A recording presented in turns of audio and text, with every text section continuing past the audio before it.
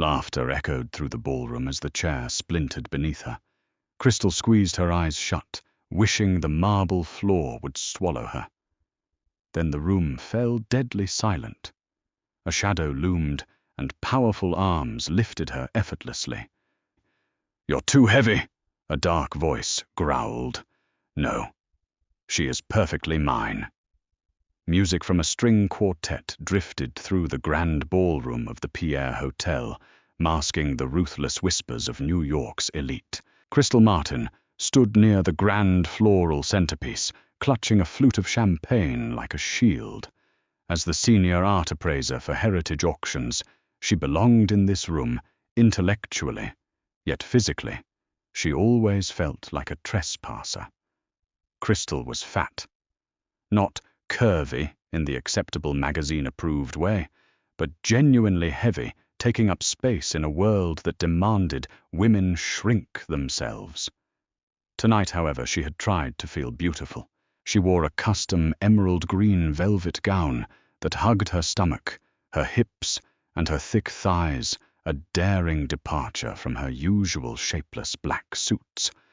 For a fleeting hour she had actually felt powerful. That was until Gilbert Mitchell arrived.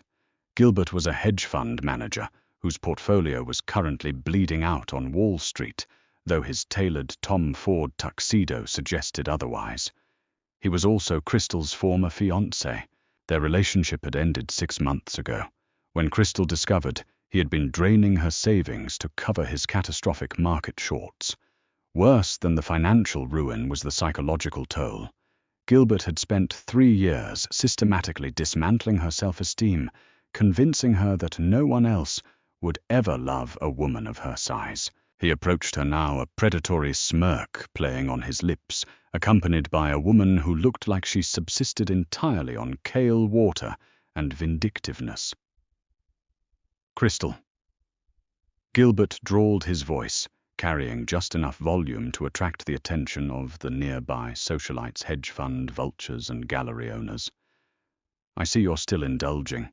I thought after I left you might finally take a hint and hit a treadmill.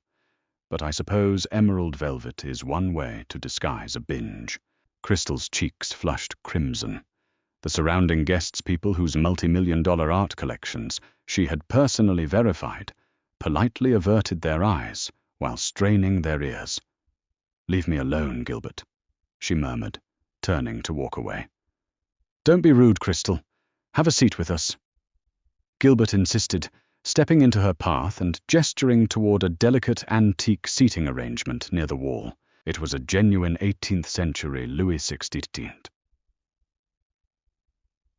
parlor, set loaned by a private collector for the evening's aesthetic. The chairs were famously fragile, constructed of spindly gilded wood and ancient silk. "I'd rather stand," Crystal said, her heart hammering against her ribs. "Nonsense," Gilbert said, stepping closer. He gripped her upper arm, his fingers digging painfully into her flesh, and forcibly spun her backward toward one of the chairs. Off balance and caught in her heavy velvet skirts, Crystal stumbled. She fell backward into the antique chair. The sound of snapping wood was deafening. The delicate gilded legs gave way instantly under her weight. Crystal crashed violently to the cold marble floor, a tangle of green velvet, splintered mahogany, and torn antique silk. Her champagne glass shattered beside her, sending a splash of golden liquid across her face and chest. A gasp rippled through the ballroom. Then someone snickered. The snicker dissolved into a chorus of poorly stifled giggles and finally outright laughter. "Good Lord, Crystal," Gilbert boomed, acting utterly scandalized, while his eyes danced with malicious glee. "You're too heavy for civilized furniture. Did you have to destroy a $50,000 antique just because you lack portion control?" Tears pricked Crystal's eyes. She scrambled to pull herself up, but the velvet was heavy, and her ankle throbbed fiercely from the twisted fall. She felt like a beached whale, a spectacle of humiliation displayed for the wealthiest predators in Manhattan. She squeezed her eyes shut, waiting for the floor to open up and claim her. Suddenly the laughter died. It did not fade away politely. It was severed abruptly, and entirely as if a vacuum had sucked the oxygen from the room. Crystal opened her eyes. The crowd had parted like the Red Sea. Men who commanded multinational corporations suddenly looked at their polished shoes, terrified to make eye contact with the man walking through the center of the ballroom. Daryl Coleman. He was technically listed on the gala's registry as a venture capitalist and philanthropist, but everyone in the room knew the truth. Daryl was the undisputed head of the Cosa Nostra in New York. He didn't break kneecaps. He broke entire geopolitical supply chains. He was 35, built like a heavyweight boxer, packed into a bespoke Brioni suit, with obsidian hair and eyes that possessed the dead, cold calculation of a great white shark. Daryl did not stop to greet the mayor or the police commissioner, both of whom were sweating profusely at his presence. He walked straight toward the wreckage of the antique chair. Gilbert, realizing who was approaching, puffed out his chest, attempting to salvage his bravado. "Mr. Coleman," Gilbert stammered, stepping forward. "Apologies for the mess. My ex-fiancée is just... Well, as you can see, she's too heavy for..." Daryl didn't even look at Gilbert. He simply backhanded the hedge fund manager across the face. The crack of Daryl's knuckles against Gilbert's jaw echoed like a gunshot. Gilbert crumpled to the floor, spitting out a tooth and whimpering, his Tom Ford suit instantly ruined by the spilled champagne and his own blood. The ballroom held its collective breath. Daryl stepped over Gilbert's writhing body and crouched down beside Crystal. Up close, his cologne was an intoxicating mix of cedar, dark rum, and expensive leather. His dark eyes swept over her tear-stained face, taking in the trembling of her full lips and the erratic heave of her chest beneath the green velvet. "Are you injured, Crystal?"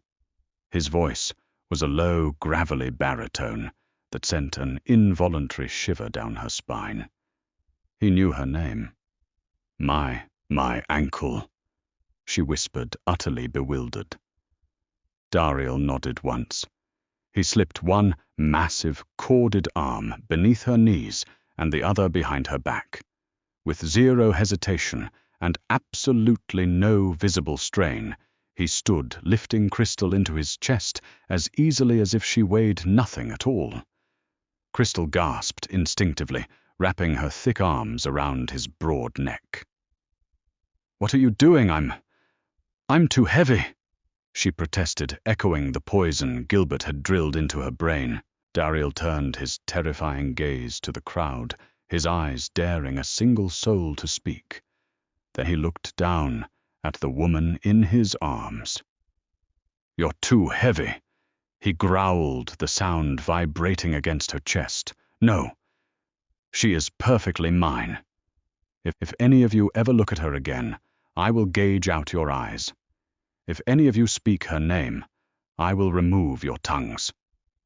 He adjusted his grip, pulling her softer, larger body flush against his rock-hard frame. "Let's go home, Mia Regina."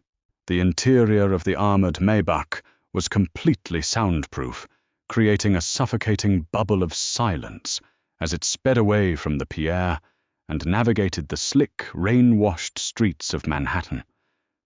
Crystal sat frozen on the plush leather seat, her mind racing faster than the V12 engine. Daryl Coleman sat beside her, radiating a dangerous, predatory heat. He had poured her a glass of aged whiskey from the car's crystal decanter and placed it gently in her trembling hand. "Drink," he commanded softly. It wasn't a request. Crystal took a sip, the amber liquid burning a trail of warmth down her throat. The shock was finally beginning to recede, replaced by a cold, creeping dread. She was sitting in the private vehicle of a Mafia don. "Mr. Coleman," she started, her voice shaking despite her best efforts. "I don't understand. Why did you do that? And how do you know my name?" Daryl unbuttoned his suit jacket, shifting his large frame to face her fully. His dark eyes mapped the lush curves of her body, completely devoid of the disgust or pity she was so accustomed to seeing from men. Instead, his gaze held a simmering, possessive hunger that made her breath catch. "I know your name, because I know everything about what belongs to me," he said smoothly. "As for why I did it, Gilbert Mitchell is a parasite. Watching him humiliate you was a profound offense to my eyes." Crystal shook her head, the heavy curls of her updo falling around her shoulders. "I don't belong to anyone, and I certainly don't belong to the Mafia." A dark, dangerous smile curved Dariel's lips. "You are incredibly naive for a woman with a genius IQ in art history. Let me enlighten you. Your ex-fiancé Gilbert likes to gamble. He specifically likes to gamble on high-stakes, illegal underground tables run by my associates in Atlantic City. He currently owes my organization $4 million. Crystal's stomach plummeted. Gilbert's financial problems were worse than she had ever imagined. "What does that have to do with me? We broke up 6 months ago." "It has everything to do with you," Dariel replied, leaning closer, his scent wrapping around her senses. "When my men cornered Gilbert yesterday and threatened to break every bone in his body for the debt he offered a trade. He said he couldn't pay the cash, but he could offer us an inside asset at Heritage Auctions. Someone who could easily forge authentication documents for black market antiquities, allowing us to launder millions of dollars through the legitimate art world." Crystal gasped, horrified. "He tried to sell my career, my reputation." "He tried to sell you, Crystal." Dariel corrected his voice, hardening into steel. "He told my men that you were a pathetic, fat, lonely woman who was still desperately in love with him. He said he could manipulate you into doing whatever we wanted. He offered you as collateral." Tears of hot, furious indignation spilled over Crystal's eyelashes. After everything Gilbert had stolen from her, he was perfectly willing to hand her over to the criminal underworld to save his own skin. The humiliation at the gala was suddenly eclipsed by a profound, agonizing sense of violation. Dariel reached out. His large, calloused thumb gently wiped a tear from her cheek. The contrast between his known brutality and his delicate touch was staggering. "Do not waste tears on a dead man." Crystal stiffened. You killed him." "Not yet," Dariel said calmly. "I prefer my vengeance to be a slow, theatrical process. But when he made that offer, my associates brought it to me. They thought it was a brilliant business strategy. I, however, had a different reaction. The Maybach smoothly descended into an underground parking garage beneath a towering glass skyscraper in Tribeca, 111 Murray Street. The doors had barely opened before 2 massive bodyguards flanked the vehicle. Dariel ignored them, effortlessly scooping Crystal back into his arms, despite her renewed protests that she could walk. He carried her into a private elevator that rocketed upward, only stopping when it reached the penthouse. The doors slid open to reveal a sprawling, opulent fortress in the sky. Floor-to-ceiling windows offered a 360-degree view of the glittering New York skyline. The walls were adorned with masterpieces, a genuine Modigliani, a stunning Rothko, and hanging prominently above a massive stone fireplace, a familiar 17th-century Caravaggio. Crystal gasped momentarily, forgetting the danger she was in. The St. John the Baptist in the wilderness, it went missing from a private collection in Rome 3 years ago. Dariel gently placed her on a sprawling cream-colored velvet sofa. "You have a good eye, but I already knew that. You authenticated a minor sketch for one of my shell companies last year, a supposed Da Vinci study. You correctly identified it as a 19th-century forgery, despite the seller offering you a massive bribe to sign the papers. You couldn't be bought. Crystal stared at him, her pulse pounding in her ears. She remembered that appraisal. It had nearly cost her her job because the seller was a powerful European aristocrat, but she had refused to compromise her integrity. "I have been watching you since that day, Crystal," Dariel confessed, pacing slowly in front of her like a caged panther. "Your brilliance, your integrity, and yes, your body." He stopped, turning to pin her with a gaze so intense it felt physical. "Society looks at you and tells you that you take up too much space." Gilbert looked at you and saw a vulnerability he could exploit. "But when I look at you, Crystal, I see a goddess of absolute abundance. I see a woman who commands a room, a woman who is soft and warm and entirely real." Crystal's breath hitched. For her entire life, her weight had been a source of shame, a flaw to be hidden under dark, tailored clothing, a reason for men to treat her like a placeholder rather than a prize. Hearing this terrifying, beautiful, lethal man speak of her body with such deep religious reverence was short-circuiting her brain. "You brought me here to use me," Crystal said, trying desperately to cling to logic. "Gilbert sold me to you to launder your money."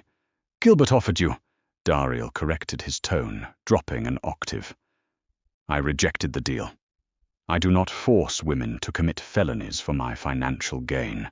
I brought you here tonight because Gilbert was going to publicly break you, and I decided my patience had run out. You are not my employee, Crystal. You are not my collateral." He stepped forward, dropping to one knee before the sofa.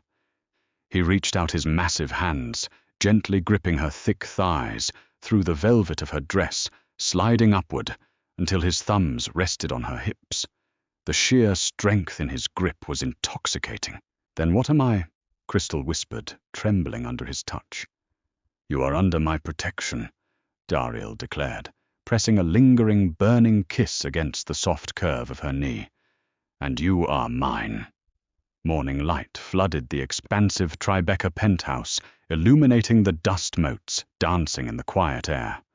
Crystal awoke, nestled among high thread-count silk sheets, the lingering scent of cedar and dark rum, the only immediate proof that the previous night was not a fever dream. Her ankle was tightly wrapped in a professional medical bandage, applied by an incredibly discreet underground physician Dariel had summoned at 2:00 a.m. Beside the bed rested a sprawling mahogany tray. It was laden with fresh, buttery croissants from Balthazar, thick slices of brioche French toast, and a steaming pot of artisanal coffee. Next to the tray sat a sprawling, midnight blue silk robe. It was not a generic, one-size-fits-all garment that would inevitably fail to close over her hips. It was custom draped perfectly for a woman of her substantial, lush proportions. A profound ache tightened in Crystal's chest. For 3 years, Gilbert had policed her breakfasts, replacing joy with dry oats and bitter grapefruit, weaponizing her appetite against her. Dariel, a man who allegedly controlled the eastern seaboard's illicit shipping lanes, had simply provided a feast and a garment that respected her space.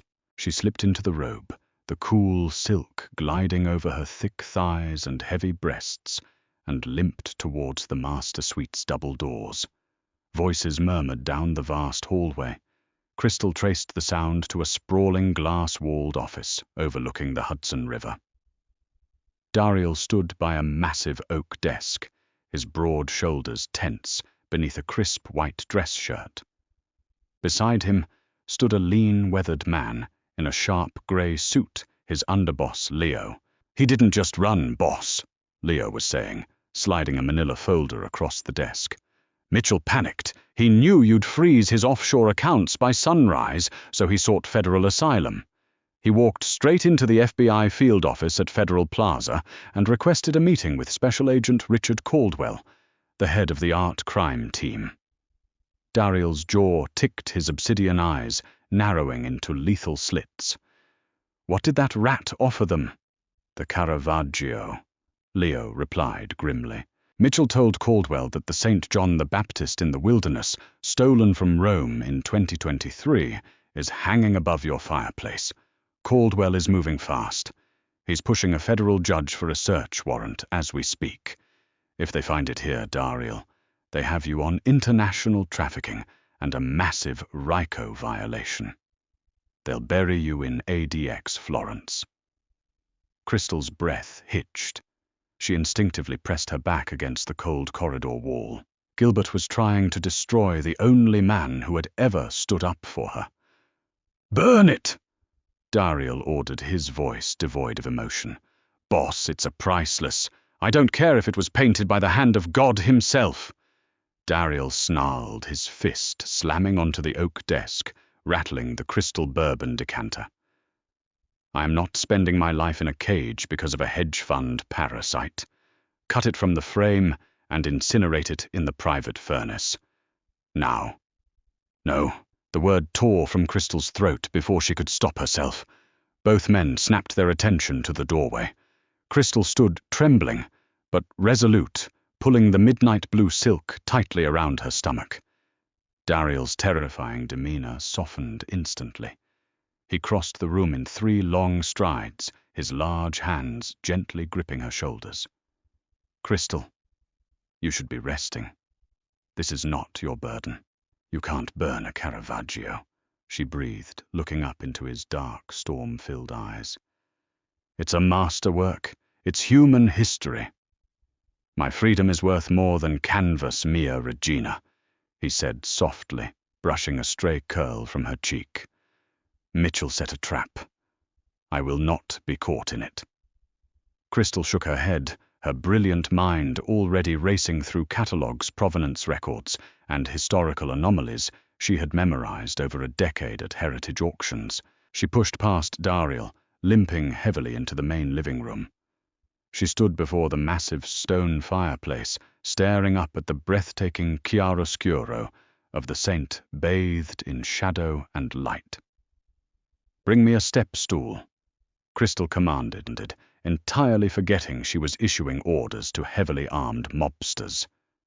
"And a high-lumen UV flashlight, acetone, and a bundle of cotton swabs." Leo looked at Dariel, bewildered. Dariel simply smirked, a look of profound primal pride washing over his face. Get the woman exactly what she asked for.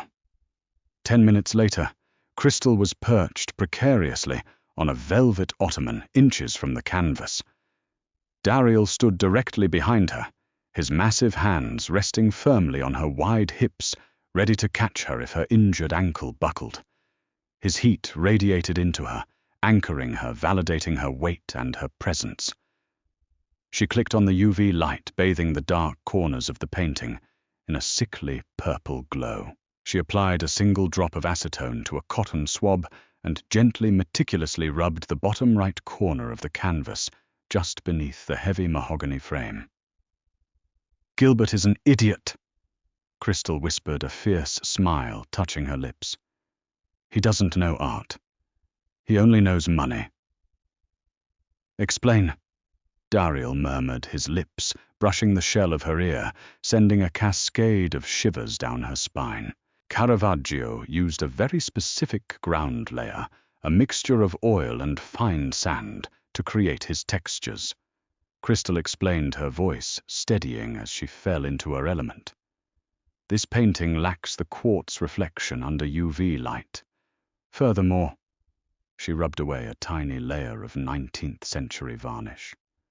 "Look." Dariel leaned in. Beneath the centuries-old grime, a microscopic, deeply embedded signature became visible under the purple light. A. Dossena. "Alceo Dossena," Crystal said triumphantly, stepping down from the ottoman and straight into Dariel's waiting chest. "The most brilliant Italian forger of the 19th century. He was so good he fooled the Louvre. This isn't the stolen masterpiece from Rome, Dariel. This is Dossena's documented 1892 replica. It's entirely legal to own. It was sold at a public auction in Geneva 12 years ago." Dariel stared at her, utterly mesmerized. He didn't look at the painting. He looked at her flushed cheeks, her sparkling eyes, the brilliant, beautiful mind housed in the lush, soft body he was rapidly becoming obsessed with. "You are extraordinary," he growled. "I can draft an emergency authentication document." Crystal breathed her heart, hammering against her ribs. "Using my official Heritage Auctions seal. When the FBI arrives, they won't find a stolen masterpiece. They'll find a legally owned replica, verified by one of the top appraisers in Manhattan. Gilbert's tip will be proven fraudulent." Dariel's predatory smile returned, darker and more terrifying than before. "Let them come." At exactly 15 p.m., the private elevator chimed. The reinforced steel doors slid open to reveal Special Agent Richard Caldwell, flanked by 4 armed FBI agents. Cowering behind them, looking incredibly smug, despite his bruised and swollen jaw, was Gilbert Mitchell. Dariel sat casually on the cream-colored velvet sofa, sipping a glass of scotch. Crystal sat beside him, dressed in a sleek, tailored black skirt and a cashmere sweater Dariel's staff had procured for her. Dariel's hand rested heavily and possessively on her thick thigh. "Dariel Coleman," Agent Caldwell announced, flashing his badge. "We have a federal warrant to search these premises for stolen antiquities, specifically the St. John the Baptist in the wilderness." "Search away, Agent Caldwell," Dariel said lazily, gesturing with his crystal glass. Gilbert's eyes darted around the room, landing on the painting above the fireplace. "There!" Gilbert shouted, pointing a manicured finger. "I told you he's keeping it right out in the open. Arrest him." Caldwell signaled his men, who moved forward to secure the area. The agent turned to Dariel. "Mr. Coleman, stand up. You are under investigation for—" "Before you embarrass yourself, Agent Caldwell, I suggest you read this." Crystal interrupted, her voice ringing clear and authoritative across the penthouse. She stood up, ignoring the twinge in her ankle, and picked up a crisp embossed folder from the coffee table. She walked confidently toward the federal agents, her heavy footsteps grounded and powerful. She handed the folder to Caldwell. Gilbert sneered. "Don't listen to her, Richard. She's his hostage. She's a pathetic, desperate woman who eats her feelings. He's probably threatening her life to cover for him." Dariel was on his feet in a microsecond, his hand drifting dangerously toward the holster beneath his suit jacket, but Crystal held up a hand, stopping him. She didn't need a mobster to fight this battle. She had her own weapons. "My name is Crystal Martin," she said loudly, staring dead into Gilbert's terrified eyes. "I am the senior appraiser of European antiquities at Heritage Auctions. Enclosed in that folder is my sworn, legally binding authentication of the painting above that fireplace. It is not the stolen Caravaggio." Caldwell frowned, scanning the document. "What is it, then?" "It is an 1892 forgery by Alceo Dossena," Crystal stated firmly. "If you turn your UV light to the bottom right quadrant, you will find Dossena's signature, which I have exposed. Furthermore attached are the customs decrystallions and auction receipts from Geneva, proving Mr. Coleman's holding company purchased this replica legally for $700,000. Caldwell pulled a small UV flashlight from his tactical vest, marched to the fireplace, and inspected the canvas. His shoulders slumped. He switched off the light and turned violently toward Gilbert. "You assured me this was the missing masterwork." Mitchell Caldwell barked, his face turning purple with rage. "You used the FBI to settle a personal vendetta. Do you know the penalty for filing a false federal report to trigger a fraudulent raid?" Gilbert paled, his smugness evaporating into pure terror. "No, she's lying. She forged that paperwork because she's in love with me and trying to get back at me." "Gilbert," Crystal said softly, stepping closer to him. She stood tall, refusing to shrink, refusing to make herself smaller to accommodate his fragile ego. You are bankrupt. You are a fraud. And for 3 years you made me believe I was unworthy of love because my body didn't fit into your narrow, pathetic worldview. But I am brilliant. I am powerful. And I am entirely out of your league. Dariel watched her, a look of pure, unadulterated worship on his face. Agent Caldwell, Dariel interrupted smoothly. Since Mr. Mitchell has wasted your time, I assume you will be escorting him out of my home. We will be escorting him into federal custody, Caldwell snapped, glaring at Gilbert. False statements to federal agents. You're looking at 5 years, Mitchell. The agents grabbed Gilbert by his expensive lapels, dragging him toward the elevator. Gilbert thrashed, screaming Crystal's name, begging her to fix it, but she simply turned her back on him. When the elevator doors finally closed, the penthouse fell into a heavy, intoxicating silence. Crystal let out a long, shaky breath, the adrenaline slowly leaving her veins. Suddenly she was swept off her feet. Dariel lifted her into his arms, carrying her over to the velvet sofa. He sat down, pulling her onto his lap so that she straddled his massive thighs. You saved my empire today, Crystal, Dariel murmured, his large hands mapping the lush curve of her waist, the fullness of her hips, pulling her flush against him. I just did my job, she whispered, her cheeks flushing hot as she felt the hard evidence of his desire pressing against her. No, Dariel corrected, his dark eyes blazing with a fierce, possessive fire.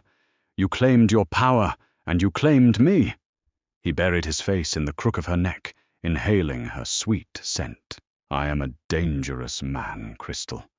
My world is entirely dark.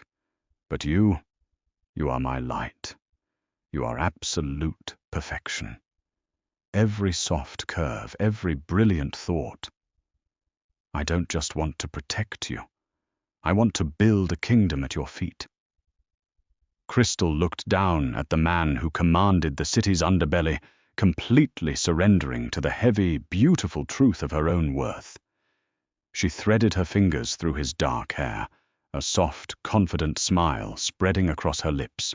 Then build it, Dariel, she whispered, leaning down to capture his lips. And make sure the throne is wide enough for me. Dariel laughed, a deep, rumbling sound of pure joy, before pulling her down into a bruising, passionate kiss that sealed her fate, not as a hostage, but as the undisputed queen of his empire.